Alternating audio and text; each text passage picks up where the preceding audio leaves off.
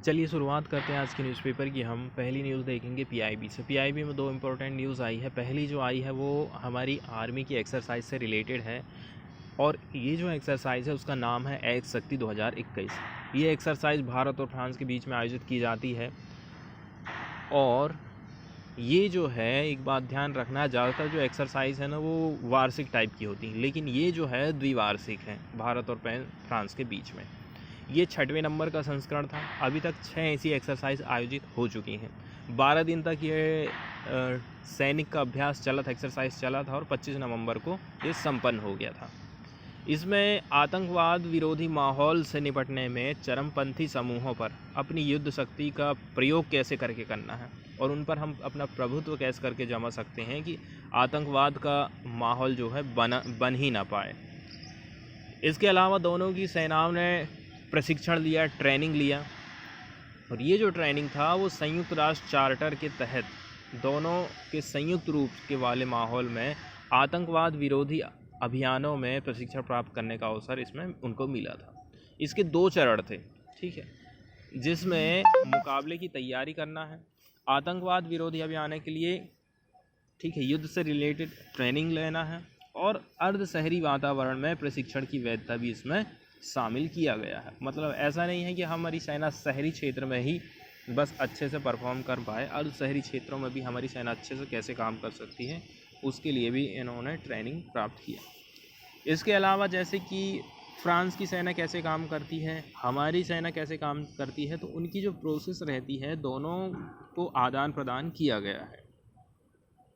इसके अलावा देखो, युद्ध और लड़ाई से रिलेटेड ट्रेनिंग तो इसमें हुई ही, इसके अलावा दोनों देश सांस्कृतिक रूप से भी जुड़े, दोनों की आर्मी, क्योंकि इसमें खेल वगैरह का भी आयोजन किया गया था और भी कई सारी सांस्कृतिक गतिविधियां थी जिससे न केवल युद्ध वाली परिस्थिति में बल्कि हम सांस्कृतिक रूप से भी एक दूसरे से अच्छे से जुड़ सकें।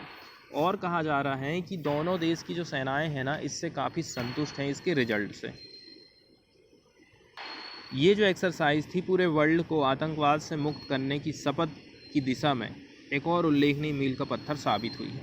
इस अभ्यास ने निश्चित रूप से दोनों भागीदार देशों के बीच में सैन्य कूटनीति को आगे बढ़ाने में एक अन्य आयाम जोड़ दिया है, एक नया रास्ता निकाल लिया है। इसके बाद अगली जो न्यूज़ है वो है परियोजना स्वदेश। स्वदेश परियोजना है, स्वदेश स्कीम है, गवर्नमेंट ने इसकी लॉन्चिंग की है। तो क्या है, एक प्रकार से मोटे तौर पर देखा जाए ना तो ये डाटा को कलेक्ट करने की आप ये समझ सकते हो कि एक प्लेटफॉर्म है जहाँ पर माइंड से रिलेटेड जो बीमारियाँ रहती है, जैसे किसी को भूलने की बीमारी रहती है, इसके अलावा भी बहुत सारी जो बीमारियाँ हैं, तो उन बीमारियों की महत्वपूर्ण सूचनाएं इस प्लेटफार्म पर अवेलेबल रहेंगी ताकि वैज्ञानिक लोग आसानी से इस प्रकार के रोगों से, बीमारियों से आसानी से लड़ाई लड़ सकें। तो कहना चाहिए स्वास्थ्य के क्षेत्र में ये काफ़ी महत्वपूर्ण कदम है। परियोजना स्वदेश इसका नाम रखा गया है। डीबीटी, राष्ट्रीय मस्तिष्क अनुसंधान केंद्र ने अभी हाल ही में एक परियोजना विकसित की है। तो इसको किसने विकसित किया हमें ध्यान रखना है, राष्ट्रीय मस्तिष्क अनुसंधान केंद्र DBT-NCB-RB। अब ये आखिर है क्या, यहाँ पर हमें डाटा मिलेगा, एनालिटिक्स मिलेगा, तो इस पर ही ये परियोजना आधारित है। ये उन प्रमाणित न्यूरो इमेजिंग, न्यूरोकेमिकल, ठीक है, न्यूरोसाइकोलॉजिकल डाटा और एनालिटिक्स पर केंद्रित है जो हमारे माइंड के विकारों, मतलब हमारी माइंड से रिलेटेड जो भी बीमारियां हैं के मैनेजमेंट के लिए जो लोग भी इसमें खोजबीन कर रहे हैं, वैज्ञानिक लोग अनुसंधान कर रहे हैं, उनके लिए डाटा आसानी से उपलब्ध कराए गए हैं। न्यूरो इमेजिंग डेटाबेस, स्वदेश पहला बड़े पैमाने वाला multi modal neuro imaging database है। इसको विशेष रूप से एक मंच के प्लेटफार्म के अंतर्गत कई सारे रोगों के लिए बड़े डेटा आर्किटेक्चर और एनालिटिक्स के साथ भारतीय आबादी के लिए इसको डिज़ाइन करा गया है। और अल्जाइमर रोग के अनुसंधान के बारे में बात कही गई है। तो अल्जाइमर रोग से रिलेटेड भी जो है खोजबीन, वैज्ञानिक जो उपलब्धियां हैं, जो लोग अनुसंधान कर रहे हैं, वो और भी उसमें बढ़ावा मिल सके और आशाजनक उपचार के साथ वैज्ञानिक समुदाय को आगे बढ़ाने में मदद करने के लिए स्वदेश एक बड़े डेटा आर्किटेक्चर का काम करता है। इसमें 6 मॉड्यूल हैं, ठीक है, जो कि प्रबंधन और विश्लेषण करने का प्रस्ताव करते हैं। न्यूरो डिजेनरेटिव एडी, हल्की संज्ञानात्मक हानि MCI। कल हमने पढ़ा था ना कि जो हल्की संज्ञानात्मक हानि है या फिर अल्जाइमर है, ऐसे लोग जो कि योग करते हैं, ध्यान करते हैं, मेडिटेशन करते हैं, तो उनके माइंड में एक पदार्थ है जो बनता है, ठीक है, ग्रे मैटर बनता है। तो वो ग्रे मैटर ज़्यादा बनने लगता है यदि योग करते हैं। तो इसका मतलब ये है कि आप योग कर रहे हो तो भूलने की जो आपकी आदत है उससे आप निजात पा सकते हो।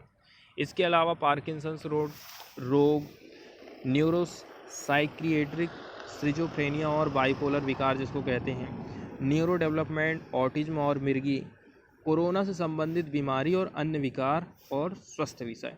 तो न केवल माइंड से रिलेटेड यहाँ पर कोरोना और अन्य बीमारियों को भी शामिल कर दिया गया है। और इसके स्टोरेज के बारे में बात बताई जाती है कि इसमें स्टोरेज है, quality control, data analytics report और डेटा बैकअप अवेलेबल कराता है। इसके डेवलपमेंट से पूरे वर्ल्ड में मल्टी साइट डेटा और सहयोगी अनुसंधान के एकीकरण में मदद मिलेगी। मतलब एक ही जगह सारी चीज़ अवेलेबल हो जाए, ऐसा नहीं कि कोई चीज़ कहीं मिल रही, कोई चीज़ कहीं मिल रही है। अभी आप हाल की स्थिति में देखोगे तो इस प्लेटफॉर्म में 500 AD और MCI रोगियों और 70 PD रोगियों का डाटा यहाँ पर इकट्ठा करा गया।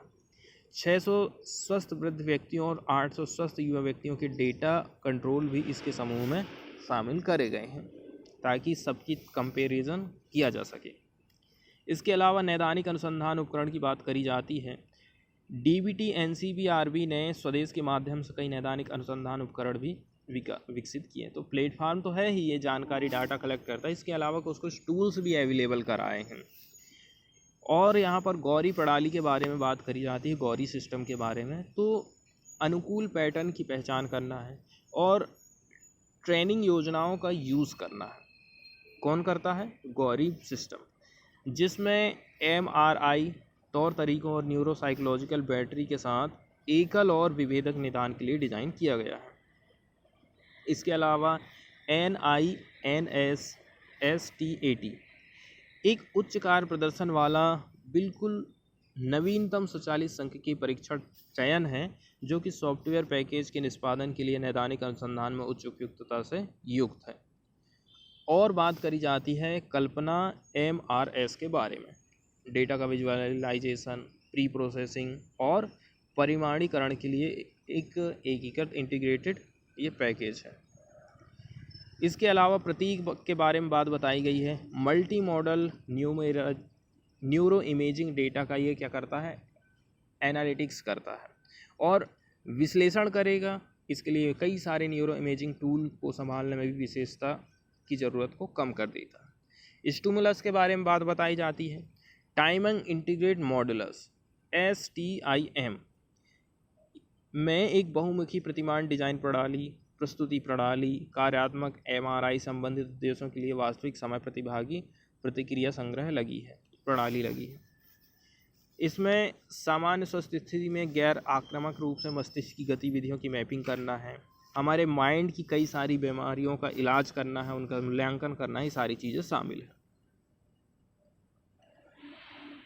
अब DBT NBRC ने भारत को भी लॉन्च करा है, जो कि AD के शुरुआती डायग्नोस्टिक बायोमार्कर के लिए एक बड़ा डेटा विश्लेषणात्मक मॉडल है। मतलब शुरुआती दौर में हमें किसी भी बीमारी की पहचान कैसे करके करना, और बीमारी कौन सी है? AD है। इसके डिज़ाइन में हडूप आधारित बड़ा डेटा ढांचा शामिल है। इसमें कई सारे वर्ड बार बार आए हैं, जैसे कि DBT शब्द आया है, NBRC आया है। तो DBT क्या है? विज्ञान और प्रौद्योगिकी मंत्रालय के तहत ये काम करता है, जैव प्रौद्योगिकी विभाग, शॉर्टकट में DBT कहते हैं। कृषि, स्वास्थ्य देखभाल, पशु विज्ञान, पर्यावरण और उद्योग में अपने डेवलपमेंट और कार्यान्वयन के माध्यम से देश में जैव प्रौद्योगिकी विकास को बढ़ावा और सुधार करने का ये काम करता है। इसके अलावा NBRC के बारे में जानकारी देखें तो राष्ट्रीय मस्तिष्क अनुसंधान केंद्र इसका नाम है। एकमात्र है, ये इकलौता है ऐसा अनुसंधान संस्थान है जो न्यूरोसाइंस अनुसंधान और शिक्षा के लिए काम करता है। यहाँ जो लोग काम करते हैं वो लोग जैविक, कंप्यूटेशनल, गणितीय, भौतिक, इंजीनियरिंग और चिकित्सा विज्ञान सहित शैक्षणिक पृष्ठभूमि से ये लोग आते हैं और माइंड के रहस्यों को जानने के लिए बहुविषयीय दृष्टिकोण का यूज़ करते हैं। अब हम शुरुआत करते हैं न्यूज़पेपर की। तो पहली न्यूज़ देखने वाले हैं कोरोना के नए वेरिएंट के बारे में। ओमिक्रॉन इसका नाम रखा गया है। ये नया वेरिएंट है कोरोना का। विश्व स्वास्थ्य संगठन का कहना है कि ये जो वेरिएंट है फैल सकता है क्विकली देन अदर फॉर्म। अभी तक जितने भी वेरिएंट हमने देखे हैं उससे ये काफ़ी तेज़ी के साथ में फैल सकता है। The newly discovered B1.1529 variant of SARS corona virus 2 कहाँ पर South Africa has been named Omicron and classified as variant of concern. और देखो अलग अलग देशों में कितने कितने केसेस इसके मिले हैं। साउथ अफ्रीका में 100 हो गए हैं, बोत्सवाना में 4, हांगकांग में 2, बेल्जियम में 1, इजराइल में 1 और डेनमार्क में 1। इस प्रकार से इसकी संख्या बहुत तेज़ी के साथ में बढ़ सकती है। WHO ने ऐसा अनुमान लगाया है। विश्व स्वास्थ्य संगठन फ्राइडे के दिन क्लासीफाई कर दिया है B1.1529 वेरिएंट डिटेक्टेड किया गया था साउथ अफ्रीका में as a SARS Covid variant of concern. और कहना है कि ये जो है ना बहुत क्विकली फैल सकता है अदर जितने भी कोरोना के वेरिएंट्स हैं उनकी अपेक्षा में। अब शुरुआत के जो एविडेंस है वो ये बताते हैं कि there is an increase risk of reinfection. अभी एक बार कोरोना हुआ फिर से आपको कोरोना हो जाएगा, इसका खतरा है। And there had been detrimental changes in corona epidemiology. Infection in South Africa had risen steeply in recent weeks. एकदम तेज़ी के साथ में अभी के हफ्तों में कोरोना के केसेस बढ़ते हुए हमें देखने को मिल रहे हैं साउथ अफ्रीका में। इसके अलावा यदि हम अर्लियर की बात करें ना तो WHO ने वार्निंग दे दी है देशों को, ठीक है, hastily composing travel restriction link to the Omicron variants. उनका कहना है they should take a risk based and scientific approach. देशों को ऐसा नहीं है कि एकदम से ही अब तुरंत हम लॉकडाउन लगा दें, आपको रिस्क बेस्ड और साइंटिफिक अप्रोच के साथ में काम करना है, ऐसा विश्व स्वास्थ्य संगठन का कहना है। और जो मेडिकल एक्सपर्ट हैं वो वार्निंग दे रहे हैं अगेंस्ट एनी ओवर रिएक्शन। वो किसी प्रकार का ओवर रिएक्शन नहीं देना चाहते हैं। Before the variant was better understood, जब तक हम इस वेरिएंट को अच्छे से समझ नहीं सकते। Nations race to halt air travel, markets fell sharply and scientist held emergency meetings to weigh the exact risk. बहुत सारे कदम यहाँ पर उठाए गए हैं। इसके बाद वाली जो अगली न्यूज़ हम देखने वाले हैं वो नीति आयोग से रिलेटेड है।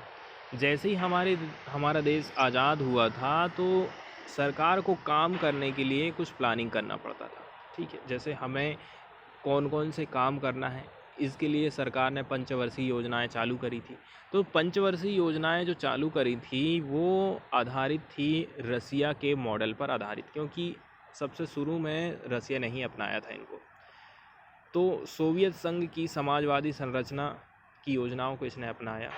लेकिन यहाँ पर दिक्कत ये थी कि प्लानिंग इसमें केंद्र सरकार ही करती थी, इसमें राज्य सरकार की भूमिकाएं बहुत कम होती थी। और इसके अलावा जो लोकल गवर्निंग बॉडीज़ थी ना, उनकी भूमिकाएं भी बहुत कम रहती थी। तो ये केंद्रीकृत हो गई थी क्या, योजना आयोग। उसी को विकेंद्रीकरण करने के लिए मतलब उसमें ज़्यादा से ज़्यादा पार्टी हिस्सा ले सके, जैसे कि राज्य सरकार भी हिस्सा ले, लोकल बॉडीज़ भी हिस्सा लें। इसके लिए सरकार ने फिर नीति आयोग का गठन करा था 1 जनवरी 2015 को। इसमें जो सरकारी संघवाद की भावना है इसमें ध्यान रखते हुए अधिकतम शासन न्यूनतम सरकार की बात ध्यान में रखी गई थी। योजना आयोग है ना अप्रासंगिक हो गया था, इसी के चलते चलते नीति आयोग लाना पड़ा। 65 साल हो चुके थे योजना आयोग को। अर्थव्यवस्था संरचना में तो प्रासंगिक रहा, लेकिन बीते कुछ साल में ये प्रभावी नहीं रह गया। अब भारत विविधताओं वाला देश है, इसके जो स्टेट हैं आर्थिक विकास के विभिन्न चरणों में हैं। कोई गरीब है, कोई अमीर है, तो सबकी अपनी अपनी ताकत है, सबकी अपनी कमजोरी है, तो सबके ऊपर हम एक सी ही योजना को केंद्र सरकार के द्वारा बनवा करके नहीं थोप सकते। इसके लिए उन स्टेट को हमें शामिल करना पड़ेगा, इसीलिए नीति आयोग लाया गया। इसकी संरचना देखेंगे तो इसके अध्यक्ष होते हैं प्रधानमंत्री, उपाध्यक्ष होते हैं वो प्रधानमंत्री के द्वारा नियुक्त होते हैं। संचालन परिषद में कौन कौन है? सभी राज्यों के मुख्यमंत्री, केंद्र शासित प्रदेशों के उपराज्यपाल, और इसमें रहती है क्षेत्रीय परिषद। ठीक है, लोकल कोई एरिया को उठाना है, सॉल्व करना है, मैनेजमेंट करना है, तो प्रधानमंत्री या उसके द्वारा नॉमिनेट व्यक्तियों, मुख्यमंत्रियों और उपराज्यपालों की बैठक की अध्यक्षता करेगा। इसके अलावा तदर्थ सदस्यता की बात करें तो अग्रणी अनुसंधान संस्थानों से बारी बारी 2 पदेन सदस्य इसमें रहते हैं। पदेन सदस्यता प्रधानमंत्री द्वारा नामित केंद्रीय मंत्रिपरिषद के अधिकतम 4 सदस्य रहेंगे। इसमें CEO भी रहता है, भारत सरकार का एक सचिव जिसको प्रधानमंत्री एक पार्टिकुलर टाइम के लिए नियुक्त करता है। विशेष आमंत्रित, अब ये अलग अलग क्षेत्रों के वैज्ञानिक लोग हो सकते हैं, विशेषज्ञ हो सकते हैं। नीति आयोग के उद्देश्यों की यदि हम बात करें तो ये मानते हुए कि मजबूत राज्य ही एक मजबूत राष्ट्र बनाएगा, संघीय सहभागिता की भावना को बढ़ाने के लिए राज्यों को निरंतर संरचित समर्थन तंत्र के माध्यम से सहयोग प्रदान करना है। इसके अलावा ग्रामीण स्तर पर भी हमें प्लानिंग बनाना है, इसके लिए तंत्र विकसित करना है, सरकार के हाई लेवल तक इसे आगे तक विकसित करना है। राष्ट्रीय सुरक्षा के हित में आर्थिक रणनीति और नीति इसमें शामिल करी गई हैं। समाज के उन वर्गों पर हमें विशेष ध्यान देना है जो आर्थिक प्रगति का लाभ नहीं उठा पाए।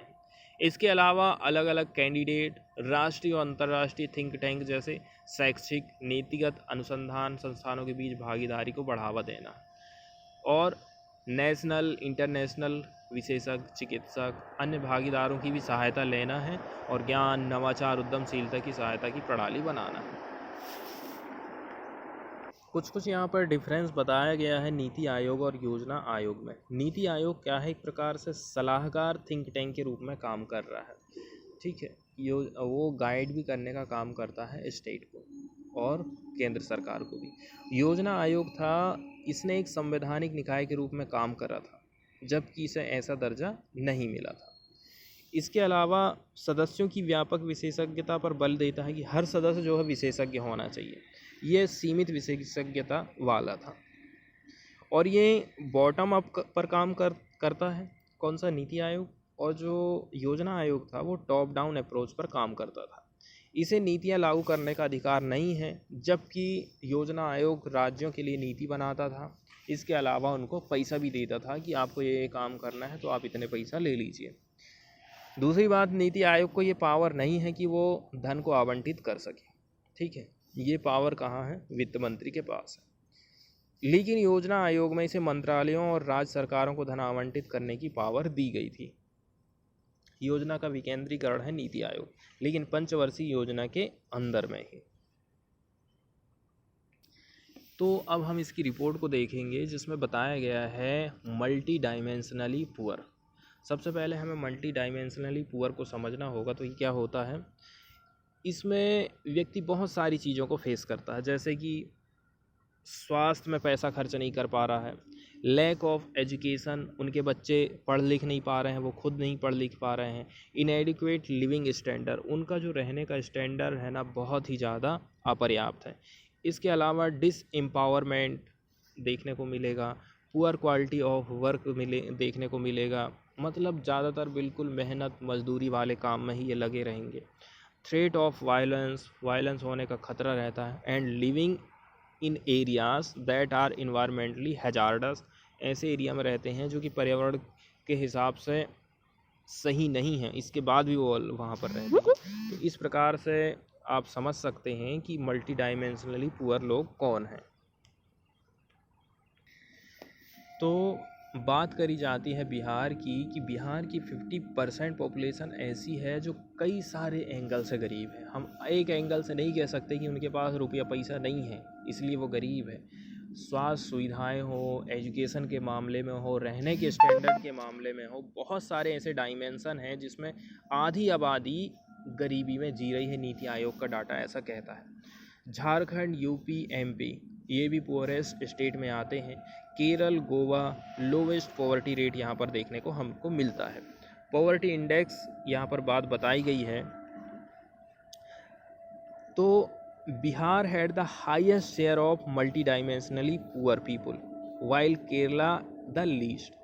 ठीक है, बिहार की कितनी जनता 51% और राजस्थान की 29%, गुजरात की 18%, तेलंगाना 13%, मणिपुर 17%, केरला 0.7, आंध्रा 12, केरला 13। इस प्रकार से उनकी जनसंख्या इतनी है जो कि मल्टी डायमेंशनल गरीबी में जी रही है। एज पर द इंडेक्स 51.9% हो गए बिहार की जनसंख्या, झारखंड की 42%, उत्तर प्रदेश की है 37%, मध्य प्रदेश की है 36%, मेघालय की है 32%। ऑन अदर हैंड आप देखोगे तो केरला अच्छा काम किया है गरीबी को कम करने के लिए, पॉवर्टी लेवल 0.7%। सेकंड नंबर पर आ जाता है पुदुचेरी, लक्षद्वीप, गोवा और सिक्किम। ये लोग गरीबी को कम करने में बहुत अच्छा काम किए हैं। Other state and union territories where less than 10% of the population is poor including Tamil Nadu. बताया जा रहा है कि 10% से कम जनसंख्या जिसकी गरीब है, मल्टी डायमेंशनली देखोगे तो वो तमिलनाडु है। अंडमान निकोबार, तमिलनाडु में 4.89%, अंडमान निकोबार 4.3%, दिल्ली हो गया 4.79% और पंजाब हो गया 5.59%, हिमाचल प्रदेश 7.62% और मिजोरम हो गया 9.8%।